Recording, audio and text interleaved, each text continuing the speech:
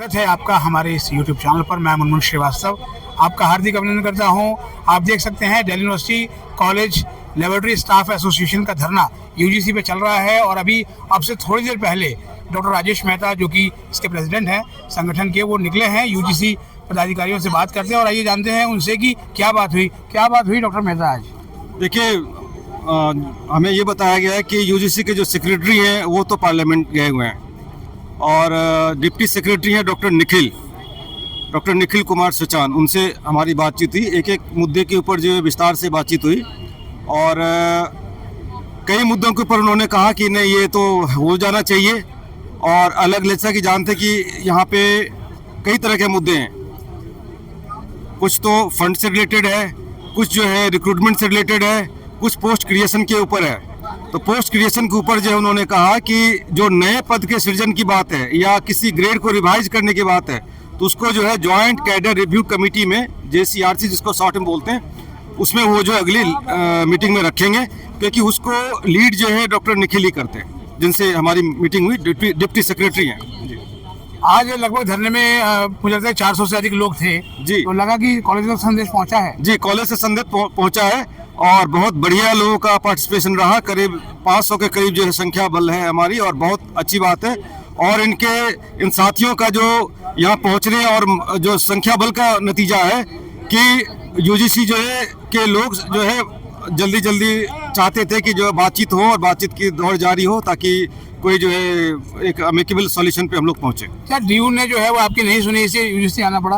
कई मुद्दे हैं जो कि डीयू ने नहीं सुना। डीयू कहते हैं कि हमने आपके चिट्ठी को जो है यूजीसी को फॉरवर्ड कर दिया। वो कहते हैं कि जैसे कॉलेज में पोस्ट बढ़ाने की बात है या कॉलेज में TS TO की बात है, वो कहते हैं ये जो है यूजीसी से संबंधित है और वो हमारी चिट्ठियों को बस यूजीसी को फॉरवर्ड कर देते हैं।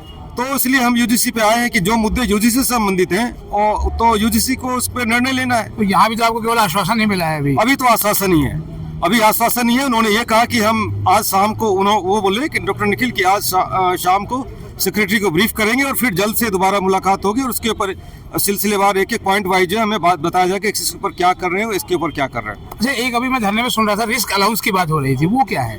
रिस्क अलाउंस ये है कि जितने भी साइंस के लेबोरेटरी हैं हर जगह जो है कुछ न कुछ रिस्क है। जैसे कि फिजिक्स है, फिजिक्स में एक विभाग है न्यूक्लियर फिजिक्स, जहाँ रेडिएशन के ऊपर काम होते हैं, वहाँ पे रेडिएशन लग सकते हैं लेबोरेटरी स्टाफ को, तो वो खतरा उससे जान के जोखिम है।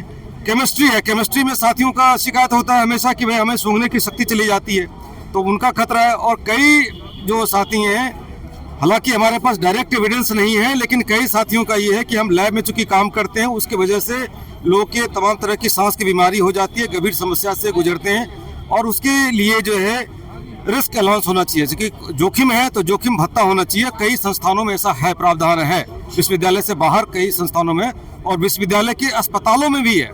जैसे मैं पटेल चेस्ट में काम करता हूँ, हमें पेशेंट केयर अलाउंस मिलता है, वो भी एक काइंड ऑफ रिस्क अलाउंस ही है।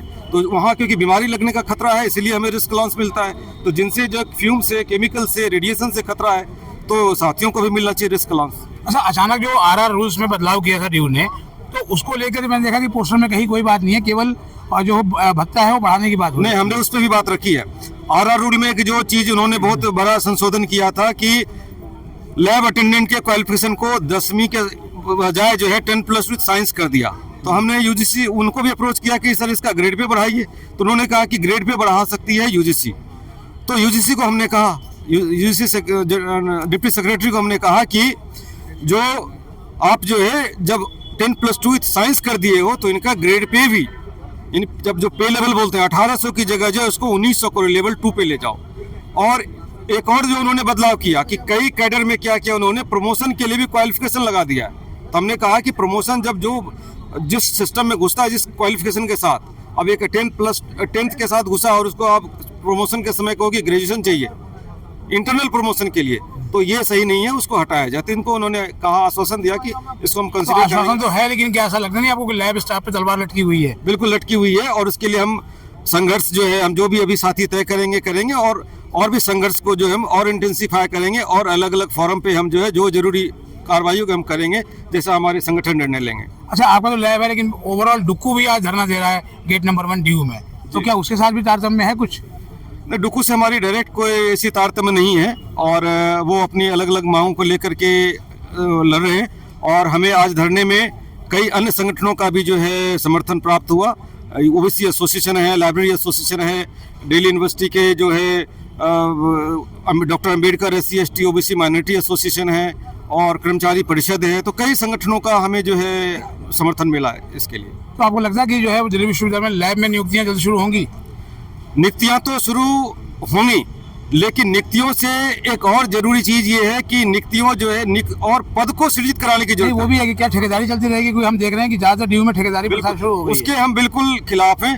ठेकेदारी प्रथा जो है वो ये है कि जो थोड़े मोड़े समय के लिए है, ये हमेशा के लिए प्रथा बना दिया कि ठेकेदारी पे ही काम चलाएंगे।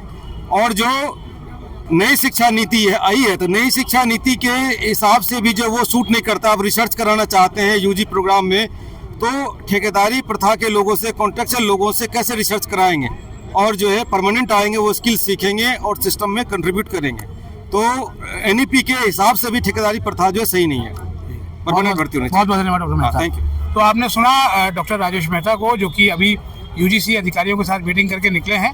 इन्होंने कहा है कि अभी फिलहाल कोई ठोस नतीजा तो नहीं निकला है, केवल आश्वासन ही मिला है। अब देखना यह है कि आने वाले दिनों में दुकुल साहब क्या रुख अपनाती है और किस तरीके से लैब स्टाफ का भला होता है। फिलहाल तो यह है कि लैब स्टाफ संकट के दौर से गुजर रहा है। हमारे चैनल पर नए हैं, चैनल को सब्सक्राइब कर लें और इसे अपने दोस्तों के बीच शेयर करें। मिलते हैं एक और एपिसोड के साथ, तब तक के लिए नमस्कार।